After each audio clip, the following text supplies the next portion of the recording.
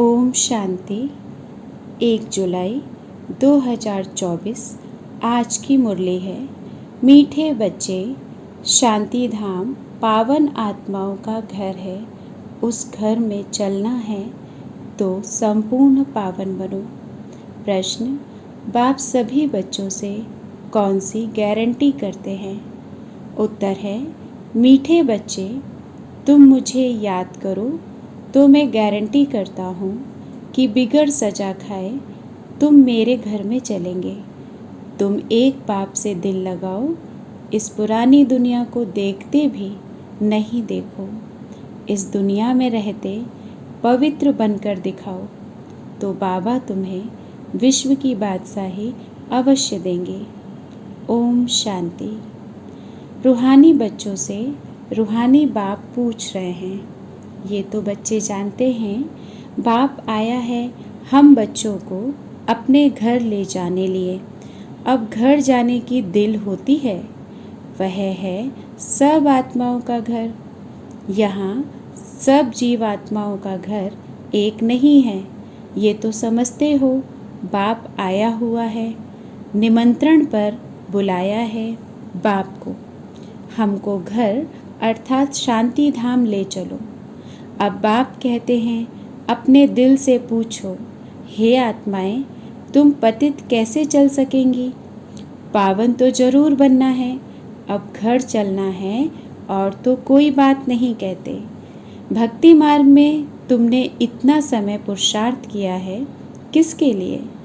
मुक्ति के लिए। तो अब बाप पूछते हैं, घर चलने का विचार है?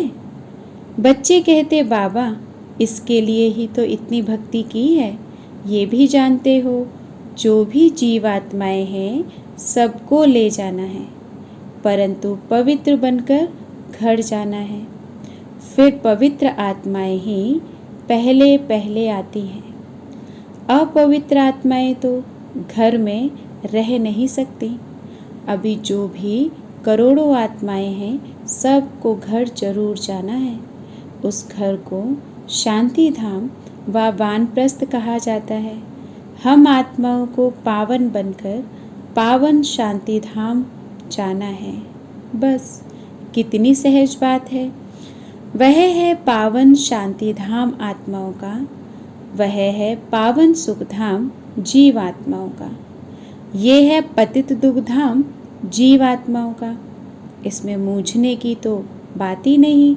शांति धाम जहाँ सब पवित्र आत्माएं निवास करती हैं, वह है आत्माओं की पवित्र दुनिया, वॉइसलेस इनकॉर्पोरियल वर्ल्ड। ये पुरानी दुनिया है सब जीव आत्माओं की, सब पतित हैं।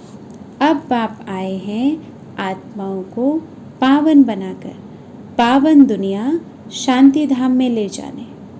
फिर जो राजयोग सीखते हैं वही पावन सुख धाम में आएंगे। ये तो बहुत सहज है, इसमें कोई भी बात का विचार नहीं करना है।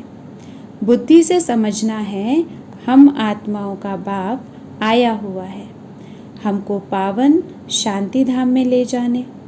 वहाँ जाने का रास्ता जो हम भूल गए थे, सो अब बाप ने बताया है।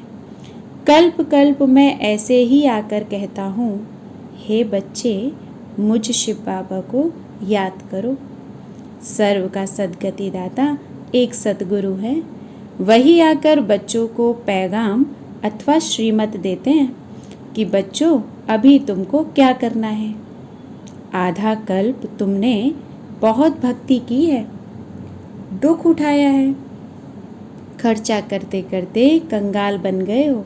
आत्मा भी सतो प्रधान से तमो प्रधान बन गई है। बस ये थोड़ी बात ही समझने की है। अब घर चलना है व नहीं? हाँ बाबा, जरूर चलना है। वह हमारा स्वीट साइलेंस होम है, ये भी समझते हो। बरोबर अभी हम पतित हैं, इसलिए जा नहीं सकते हैं। अब बाप कहते हैं, मुझे याद करो तो तुम्हारे पाप कट जाएंगे। कल्प कल्प यही पैगाम देता हूँ, अपने को आत्मा समझो, यह देह तो खलास हो जानी है।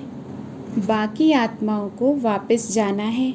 उनको कहते हैं निराकारी दुनिया। सब निराकारी आत्माएं वहाँ रहती हैं। वह घर है आत्माओं का। निराकार बाप भी वहाँ रहते हैं। बाप आते हैं सबसे पिछाड़ी में, क्योंकि फिर सबको वापस ले जाना है। एक भी पतित आत्मा रहती नहीं है। इसमें कोई मूंझने व तकलीफ की बात नहीं है।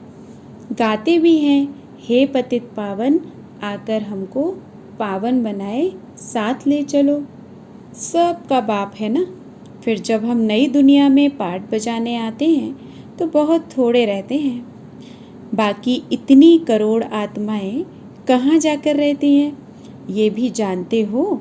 सतयुग में थोड़ी जीवात्माएं थी, छोटा झाड़ था, फिर वृद्धि को पाया है।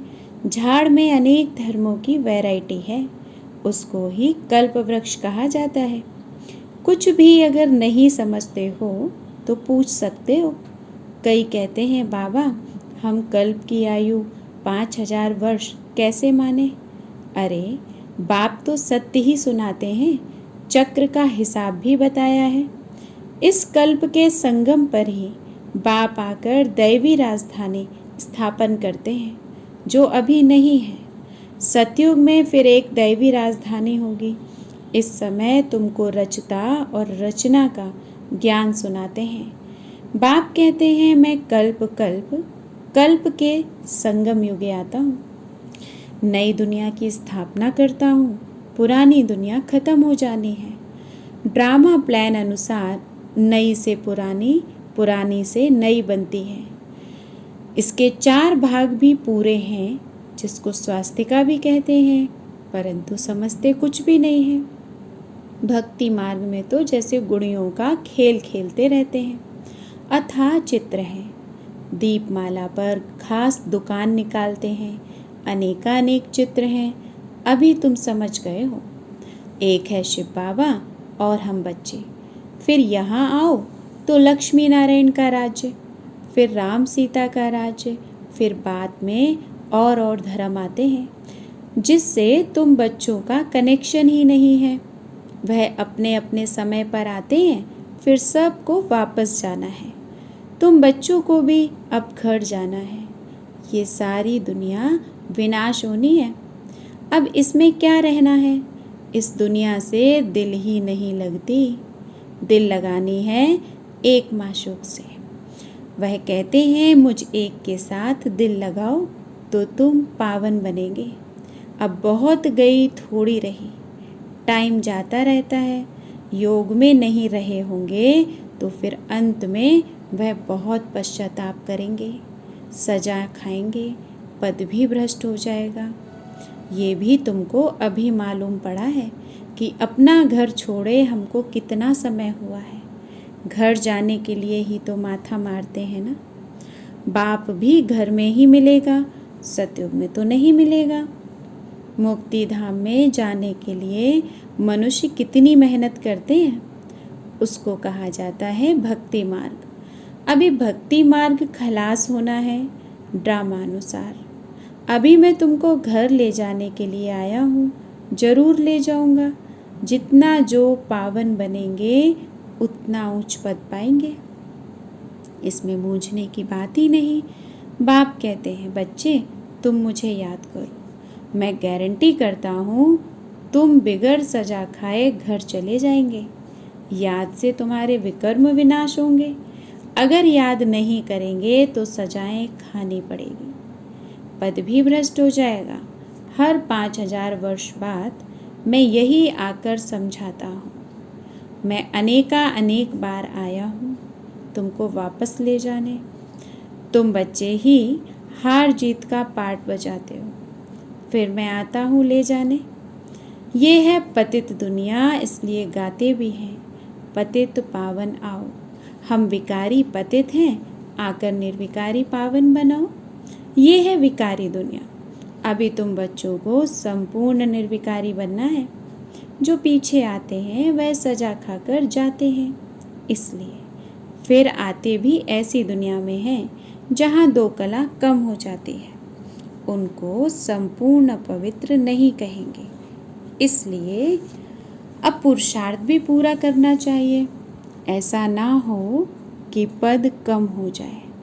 भल रावण राज्य नहीं है, परंतु पद तो नंबरवार है ना। आत्मा में खाद पड़ती है तो फिर उसको शरीर भी ऐसा मिलेगा। आत्मा गोल्डन एज्ड से सिल्वर एज्ड बन जाती है। चांदी की खाद आत्मा में पड़ती है, फिर दिन प्रतिदिन जास्ती छीछी खाद पड़ती है मुलम्मे की। बाप बहुत अच्छी रीति समझाते हैं। कोई नहीं समझते हैं तो हाथ उठाओ। जिसने 84 जन्मों का चक्र लगाया है उनको ही समझाएंगे। बाप कहते हैं इनके 84 जन्मों के अंत में मैं आकर प्रवेश करता हूँ। इनको ही फिर पहले नंबर में आना है। जो पहले था वह लास्ट में है, उनको ही पहले नंबर में जाना है। जो बहुत जन्मों के अंत में पतित बन गया है, मैं पतित पावन उनके ही शरीर में आता हूँ, उनको पावन बनाता हूँ। कितना क्लियर कर समझाता हूँ। बाप कहते हैं मुझे याद करो तो तुम्हारे पाप भस्म होंगे।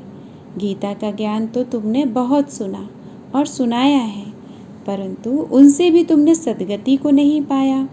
बहुत सन्यासियों ने तुमको मीठी मीठी आवाज़ से शास्त्र सुनाए, जिस आवाज़ को सुनकर बड़े बड़े आदमी जाकर इकट्ठे होते हैं। कनरस है ना, भक्ति मार्ग में है ही कनरस। इसमें तो आत्मा को बाप को याद करना है। भक्ति मार्ग अब पूरा होता है। बाप कहते हैं मैं तुम बच्चों को ज्ञान देने आया हूँ जो कोई नहीं जानते। मैं ही ज्ञान का सागर हूँ। ज्ञान कहा जाता है नॉलेज को। तुमको सब कुछ पढ़ाते हैं, 84 का चक्र भी समझाते हैं। तुम्हारे में सारी नॉलेज है। स्थूल वतन से सूक्ष्म वतन क्रॉस कर फिर मूल वतन में जाते हो। पहले पहले है लक्ष्मी नारायण की डिनेस्टी। वहाँ विकारी बच्चे नहीं होते। रावण राज्य ही नहीं, योग बल से सब कुछ होता है। तुमको साक्षात्कार होता है। अब बच्चा बन गर्भ महल में जाना है। खुशी से जाते हैं। यहाँ तो मनुष्य कितना रोते चिल्लाते हैं। यहाँ तो गर्भ जेल में जाते हैं ना। वहाँ रोने पीटने की बात नहीं। शरीर तो बदलना जरूर है, जैसे सर्प का मिसाल है। इसमें मूझने की बात ही नहीं। जास्ती पूछने का रहता नहीं है। एकदम पावन बनने के पुरुषार्थ में लग जाना चाहिए। बाप को याद करना मुश्किल होता है क्या? बाप के सामने बैठे हो ना, मैं तुम्हारा बाप तुमको सुख का वर्षा देता हूँ।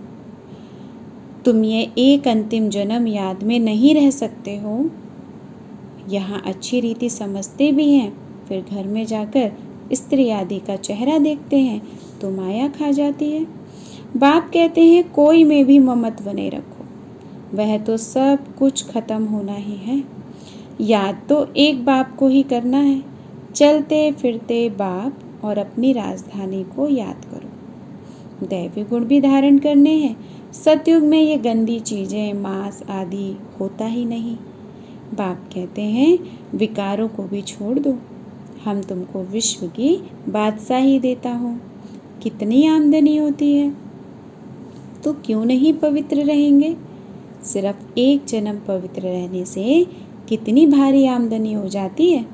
भले इकट्ठे रहो, ज्ञान तलवार बीच में हो, पवित्र रह दिखाया तो सबसे ऊंच पद पाएंगे, क्योंकि बाल ब्रह्मचारी ठहरे। फिर नॉलेज भी चाहिए। औरों को आप समान बनाना है। सन्यासियों को दिखाना है कि कैसे हम इकट्ठे रहते पवित्र रहते हैं, तो समझेंगे इनमें तो बड़ी ताकत है।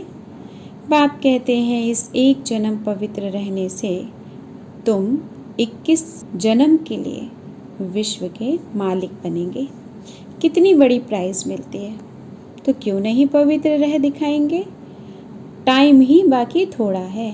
आवाज़ भी होता रहेगा, अखबार में भी पड़ेगा। रिहर्सल तो देखी है ना। एक एटम बॉम्ब से क्या हाल हो गया। अभी तक हॉस्पिटल में पड़े हैं। अभी तो ऐसे बॉम्ब शादी बनाते हैं जो कोई तकलीफ नहीं, फट से ख़त्म। और ये रिहर्सल होकर फिर फाइनल होगा, देखेंगे फट से मरते हैं व नहीं। फिर और युक्ति रचेंगे, हॉस्पिटल आदि होंगी नहीं, कौन बैठ खिदमत करेंगे, कोई ब्राह्मण आदि खिलाने वाला नहीं रहेगा। बॉम्ब छोड़ा और खलास। अर्थक्वेक में सब दब जाएंगे, देरी नहीं लगेगी। यहाँ ढेर मनुष्य हैं, सतयुग में बहुत थोड़े होते हैं, तो इतने सब कैसे विनाश होंगे। आगे चल देखना है, वहाँ तो शुरू में 9 लाख हैं। फ़कीर भी तुम हो, साहिब भी तुमको प्यारा है, अभी सब को छोड़ अपने को आत्मा समझ लिया है। ऐसे फ़कीरों को बाप प्यारा लगता है। सतयुग में बहुत छोटा सा झाड़ होगा, बातें तो बहुत समझाते हैं। जो भी एक्टर्स हैं सब आत्माएं अविनाशी हैं, अपना अपना पार्ट बजाने आती हैं। कल्प कल्प तुम ही आकर बाप से स्टूडेंट बन पढ़ते हो। जानते हो बाबा हमको पवित्र बनाकर साथ ले जाएंगे। बाबा भी ड्रामा अनुसार बंधाएमान हैं, सबको वापस जरूर ले जाएंगे। इसलिए नाम ही है पांडव सेना। तुम पांडव क्या कर रहे हो? तुम बाप से राज्य भाग ले रहे हो, हूबहू कल्प पहले मिसल, नंबरवार पुरुषार्थ अनुसार। अच्छा, मीठे मीठे से खिलदे बच्चों प्रति माता पिता बाप दादा का याद प्यार और गुड मॉर्निंग। रूहानी बाप की रूहानी बच्चों को नमस्ते। हम रूहानी बच्चों की रूहानी बाप दादा को नमस्ते नमस्ते। धारणा के लिए मुख्य सार है। पहली पॉइंट, बाप का प्यारा बनने के लिए पूरा फ़कीर बनना है। देह को भी भूल स्वयं को आत्मा समझना ही फ़कीर बनना है। बाप से बड़े ते बड़ी प्राइज़ लेने के लिए संपूर्ण पावन बनकर दिखाना है। दूसरी पॉइंट है, वापस घर जाना है, इसलिए पुरानी दुनिया से दिल नहीं लगानी है, एक माशूक से ही दिल लगानी है। बाप और राजधानी को याद करना है। वरदान है, ब्राह्मण जीवन में सदा चेयरफुल और केयरफुल मूड में रहने वाले कंबाइंड रूपधारी भव। सार है, यदि किसी भी परिस्थिति में प्रसन्नता की मूड परिवर्तन होती है तो उसे सदा काल की प्रसन्नता नहीं कहेंगे। ब्राह्मण जीवन में सदा चेयरफुल और केयरफुल मूड हो। मूड बदलनी नहीं चाहिए। जब मूड बदलती है तो कहते हैं मुझे तो एकांत चाहिए, आज मेरा मूड ऐसा है। मूड बदलती तब है जब अकेले होते हो। सदा कंबाइंड रूप में रहो तो मूड नहीं बदलेगी। स्लोगन है, कोई भी उत्सव मनाना अर्थात याद और सेवा के उत्साह में रहना। ओम शांति।